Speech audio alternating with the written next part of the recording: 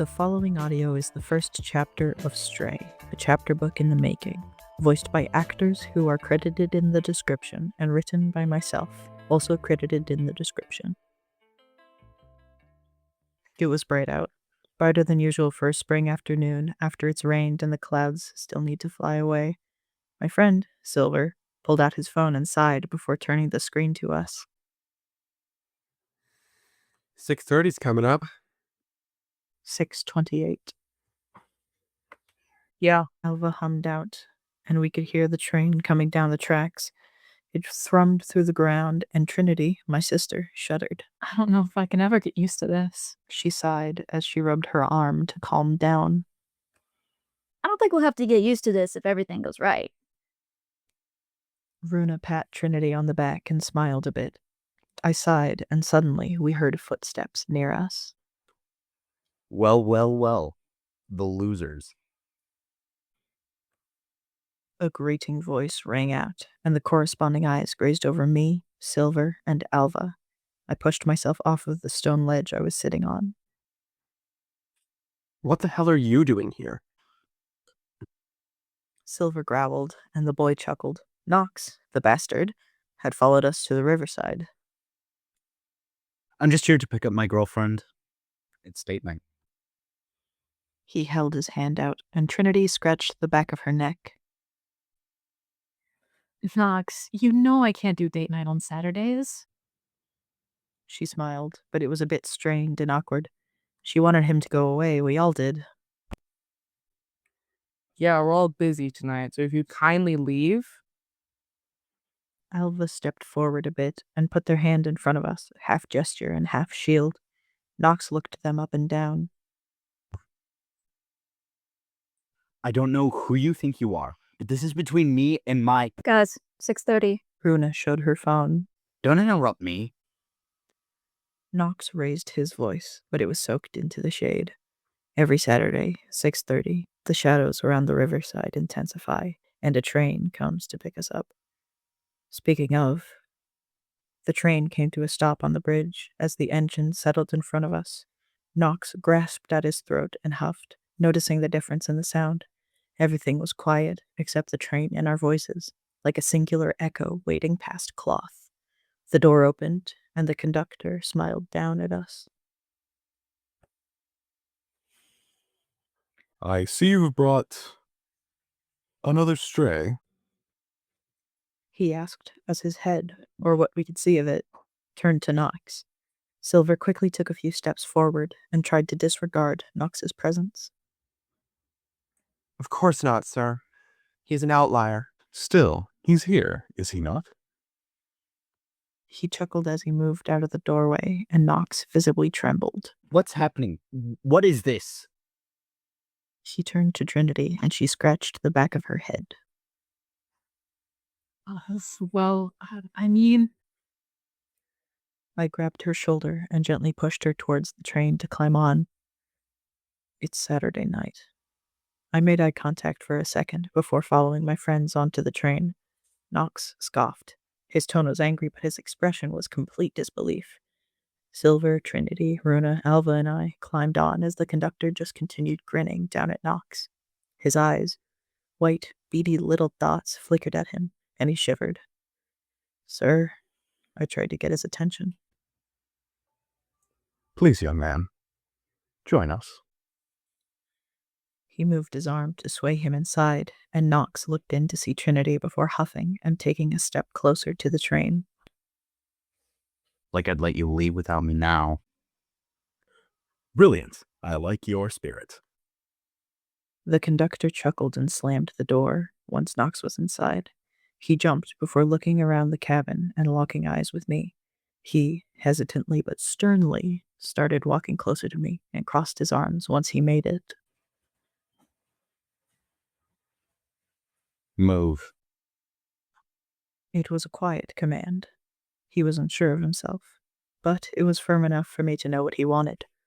I moved to my left, closer to Trinity. You know what I mean, idiot? He barked. I did as you asked, I hissed. He tapped his foot for a second or two before sighing and walking to my sister. picking her up and setting her on his lap. What the fuck? Trinity wasn't too upset about it. She laughed before making eye contact with me and calming herself down. It's dangerous to sit in someone's lap on a moving train. Then you can move over and make room for her. Knox bit it out, and I huffed. Still, I quickly moved to the other seat and let my sister get off of him and sit on the bench. I crossed my arms, and my sister patted my head before I waved her hand away. Knox grinned, thinking he'd won. Then the train started moving, and he was slammed into Trinity and I. We were sitting perpendicular to the train's direction, so when I took the corner seat, of my own volition, Knox, sitting on the end, fell into us. Sorry. Don't worry, we're fine. She pushed him off of her carefully and helped support him as the train drove. So, where does this lead? Knox slung his arm around my sister's shoulder and smacked me in the process. What a good question, young man. The conductor said as he released the lever that moved the train. Of course, it kept moving. I was bringing my employees to their part-time, but now we have you. I'm thinking this calls for orientation. Oh, sir, not orientation. Alva called out. They dropped their head into their hands as they leaned over. They were sitting in the direction of the train's force, with Silver and Runa on either side of them. Yes, sir. I don't think the 5 of us are interested in bringing this guy into the operation. Runa smiled awkwardly and tried to defend us until Trinity wrapped her arms around Knox's and smiled. No, this is great. I don't get to see him often because of this. Weekends are busy. If he joins us, then He could cause problems. I interrupted her, and everyone looked at me. He is right. None of us are willing or able to take the time and teach him what we've been doing. He'll just be disregarded once orientation's done and he refuses. Silver explained, and I nodded along as he spoke. Please. Trinity did the puppy dog eyes, and I instantly whipped my hand over my own. No way am I going to be swayed over this just because my sister looked at me sadly. I sighed and adjusted my posture as I dragged my hand down my face with a soft groan. Of course, anyone is welcome to join, including you, young man. And if you refuse, then I guess we'll just have to leave you back at the station. I look forward to orientation. He was mad and a bit confused, but he was smiling, not really trusting the conductor, but what should he do? He's new. Trinity tightened her hug around his right arm and smiled. this is great. Wonderful. Say, kid, you seem rather good at keeping secrets. Knox gulped. I did too my first night. He put his left hand on Trinity's hand and squeezed it to comfort himself. I would like to think so. Tell me, do you believe in ghosts? He leaned into Knox's face, the brim of his hat, not a conductor's hat, it was more of a leather sun hat, tapping Knox's forehead slightly. I assume that question has a right answer? Yes, it does. Yes, I believe in ghosts. The train stopped when he answered, and the conductor looked at Knox for a second or more before walking away and opening the door at the back of the cabin. Silver stood up and walked through the door. Runa and Alva hesitantly followed, and I near jogged across the cabin to join them. Trinity helped Knox stand up and join us in the next cart. Ladies and gentlemen, please take your seats as the train will be departing shortly. If you have any questions, then please direct them towards my partners here. We'll make sure your trip is a smooth one. Everyone continued past me to their respective carts, and I grabbed my ticket punch before starting to make rounds. You see, my passengers aren't the kind of people you usually hang around. The conductor took Knox by the shoulder and gestured to the passenger car where the passengers were looking for their seats. I went around, stamping tickets and trying not to look them in the eyes. Their eyes were still normal, and they were still able to look around.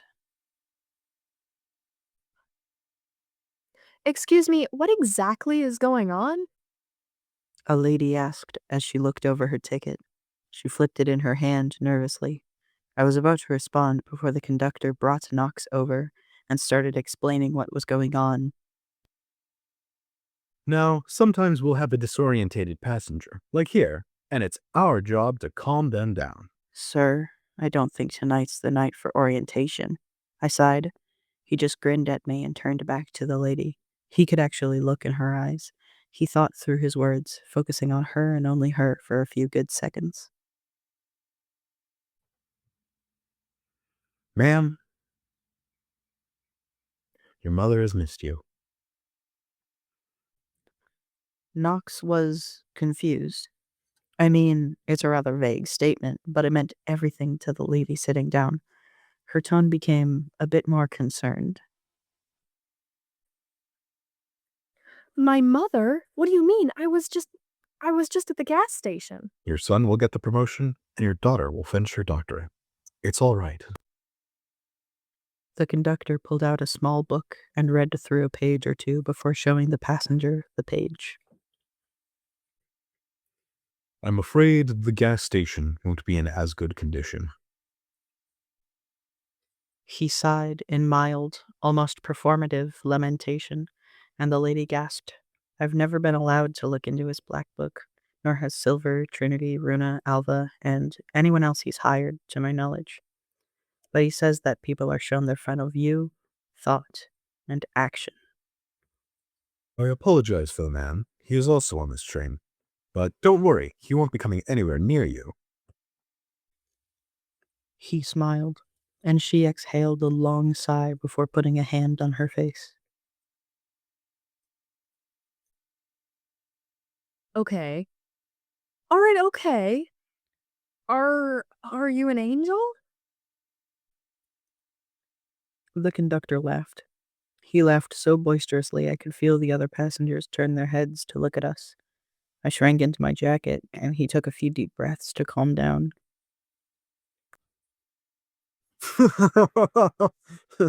My goodness, ma'am, I'm only a train conductor.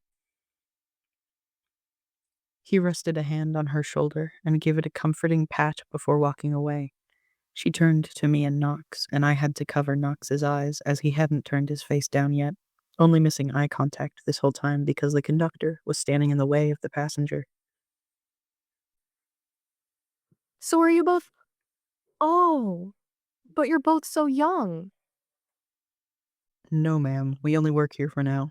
I quickly responded before taking a deep breath in. You were very kind in your life. That's why you're in the first carriage. If you need anything, you can wave me over, such as a meal or a drink or a blanket. She chuckled sadly at that. Can I still even taste? Can I feel? She looked down at her hands. I could see them waving over her lap, and I nodded. I can't speak from experience, but other passengers have complimented the softness of our blankets and the flavor of our meals. Then I'd like a blanket and a sandwich? She was unsure. I can't blame her. Of course, ma'am. We'll get right on that. If I may borrow your ticket? When she handed it to me, I nodded my head and pulled Knox with me, away from the passengers, and moved to the between area of the train carriages. At this point, everyone else had gone to their respective carts and were tending to the passengers. I was stuck with Knox only because the conductor left him beside me when he walked away. Hey, I don't... Shh, not so loud. You'll disturb them. I sighed and put a finger over my mouth to get him to shut up. Honestly, this whole bad kid act was getting on my nerves, and if he hadn't been invited up here, I'd have thrown him off the train myself. He took a few more deep breaths and leaned on the other side of the gangway. I don't understand what's happening. Please. He was desperate as he looked at me, and I felt a kinship with him. When I was confused, my first night too. Look, you know the river Styx? From mythology? Greek mythology. We're basically on that, except he decided to modernize. Apparently too many souls were feeling seasick, and people stopped burying the dead with coins to cross. It was too much of a hassle to argue with the deceased, so he thought, I know, next best thing. Lo and behold, I gestured at the train, but Knox was still looking at me, mild fear and surprise as well as exasperation. That doesn't answer my question. Then what was your question? What is happening? He slowed his speech and looked at me desperately. We are guiding the dead. That's about as much as I could tell him. He almost fell over when he breathed in and just barely caught himself. What on earth? Yup. Earth. What about St. Peter? Or the pearly gates? Or his list? I mean, technically the conductor keeps a list of passengers. I chuckled before he put a hand on his head, and I suddenly felt bad about making fun of his misunderstanding. I sighed and opened the bread box I was standing beside. Most trains use this point as a luggage storage, but the dead don't exactly need luggage. Not that they're allowed to keep it anyway. Regardless, this point in the train, each connection between carts, is a concession stall instead. I looked at the ticket. The passenger was named Elise Ferran. I remember her from the farmer's market in town sometimes. Yikes. I sighed. What? What is it? Nothing, just death by explosion. Some idiot was smoking at the gas pumps. I didn't realize she was there. I tapped the door of the box with the ticket, and after a couple seconds, the door practically flew open with a small sandwich wrapped in parchment paper. Hold on. The gas station explosion that happened like 6 hours ago? That would be the one. Unless another's happened since we got on the train.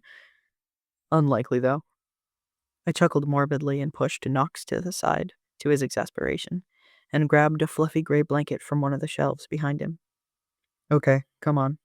I can't leave you here alone unless you decide to join us. And if you do decide to join us, then you should at least understand how this whole thing works.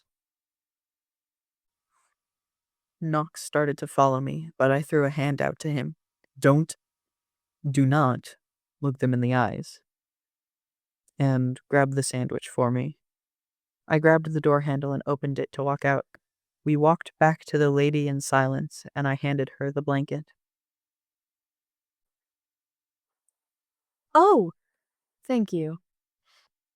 She was quiet, sad, thinking things over, trying to handle what she's experiencing. Of course. I almost whispered it before turning back to Knox, taking the sandwich from him and handing it to her too. She unwrapped it and gasped slightly. Oh, this is my father's prosciutto and mozzie sandwich. She chuckled slightly and marveled at it. It was cut diagonally, and the bread was toasted. Enjoy, miss. I took Knox by the shoulder again and pulled him back to the gangway. Knox was struggling to understand everything that was going on, but I can't make his brain work faster, so I just have to deal with this idiot standing around looking lost. He shook his head violently, and I had to dodge his wet dog routine before he stopped himself. How many people are on this train? On average, we get 650-ish, but with the gas station explosion, not to mention the bus accident a few days ago, we'd be around 700 now. And it's just you 5? He asked, and I nodded. Basically, it was supposed to stay that way too, but whatever. I grumbled under my breath. Suddenly, the train started up again, and I held onto the wall carefully, as Knox bounced around for a second. Oof. I held in a snicker, and he grimaced at me before copying me and putting a hand against the wall for balance. I'd say you get used to it, but I'm hoping against that. Then we heard yelling from one of the further back cars. Someone was screaming, and I heard Alva run out of the car right behind us to see what the commotion is. You, stay here, I commanded and quickly opened the door leading further into the cars. I followed the aisle and stepped past the now frozen passengers. Every time the train starts, the passengers freeze. The conductor says they're learning for the first half of the ride, but that doesn't really explain anything to me. I made my way to the last car on the train, car number 6, and quickly threw the door open to see a passenger strangling Silver against one of the seats. What are you doing to me? What is this? Silvester! Alva was trying to pry the man off of Silver, and I had to keep my eyes glued anywhere but the passengers. I dashed forward and pulled Alva away from the man before sogging him in the jaw. He twitched at the contact, but his grip was still pretty solid. I grabbed Silver's collar and pulled him away from the seat, and they both fell onto the ground. I grabbed the man by the head and kneed him in the forehead, and he finally recoiled from Silver. Silver gasped under me before scrambling to his feet, and I shoved the passenger onto his back. Goodness. That's not very nice. I flinched when I heard him, and the door shut behind him. He was rowdy, I explained briefly. I can tell. Still, you could be gentler. He stalked over to me, and I finally turned around. Please, sir, he was in the last car. Keep acting like that, and you'll end up in the last car. I gulped. He was right, but what was I supposed to do? Silver was under attack, and Alva couldn't do much to help at the time. What I did was logical. I know it. Let this also teach you, don't do what Yrian did. He moved out of the way and revealed a pseudo-trembling Knox behind him. I grimaced, and he flinched a bit harder. Then please, teach him what he should do when someone acts up. I stalked over to the passenger, who was frozen on the ground, and I picked him up from under his arms and tried to move him back into his seat. Gladly. The conductor walked over to the man I'd laid in his seat, and he grabbed his forehead and pressed his thumb into it. His thumb started sinking into his forehead, and the conductor calmly but quickly pulled his hand away from the man. The man started waking up again, but he stayed frozen this time. I turned away to keep our eyes from meeting.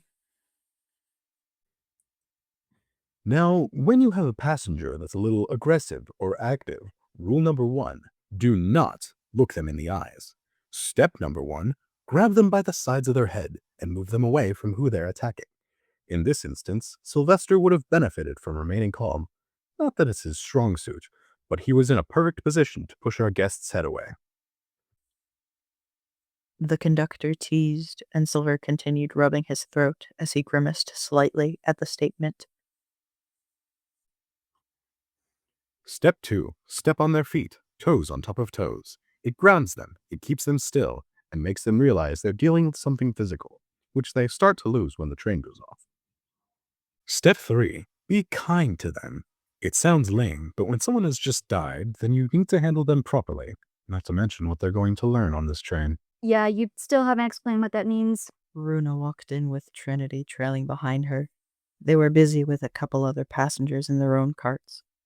Alva only left running because they were finished checking on their passengers. And you don't need to know what that means until you need to experience it.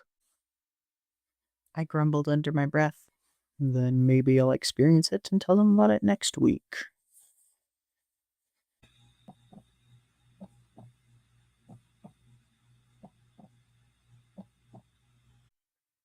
Now I'm all for a good joke, Yrian, but never, never say something like that again.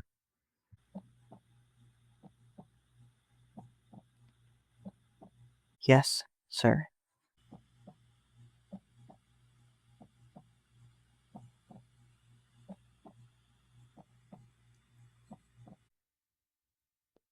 Wonderful. Now, everyone, welcome your new team member. I'll write up the contract soon, and you'll be able to choose your payment. Knox flinched when the conductor laid a hand on his shoulder and gently pushed him closer to us before walking away and going back to the cabin. Yes, sir. I quickly moved over to Silver and put my hand on the one rubbing his neck. It was bruising, but it'd be gone by tomorrow morning. Are you all right? I tried to look him in the eyes, but he had a blank expression on his face. Widened eyes and a slack jaw. Silver, I pressed. He closed his mouth and adjusted his posture. Yeah. Yes, I'm fine. I didn't really believe him, but I wasn't going to call him out. Let's get you in the cab for now. I'm sure our new teammate will be more than happy to care for your section tonight. I wrapped an arm around his shoulders and led him to the front, glancing at Knox as I did so. I heard him speaking with Trinity and Alva behind us. Was this orientation? No, orientation's much worse. I led Silver to the cab, and he sighed when I sat him down. The conductor was sitting in the front, glancing up at the tracks every now and then. It was dark outside. The only thing you could see was a few feet of the track ahead of us, illuminated by the headlight. Nice weather, is it not? The conductor joked before pulling out an old newspaper from his pocket. I chuckled along with him briefly and made sure Silver was all right, fading in and out of blankness and presence. I lightly slapped him on the face, and it knocked his head towards me. He chuckled a moment after we made eye contact, and I chased his gaze as he turned his head back. I'm alright, Yrian. Don't worry. I nodded and stood up, walking back out of the cab to finish the night. I would have grabbed the pocket watch Silver keeps for nights we're working, but I decided to leave it with him. That way I know it won't get damaged from anything, at least. I looked at my phone in a pointless attempt to know how long we've been on the train. 6:30.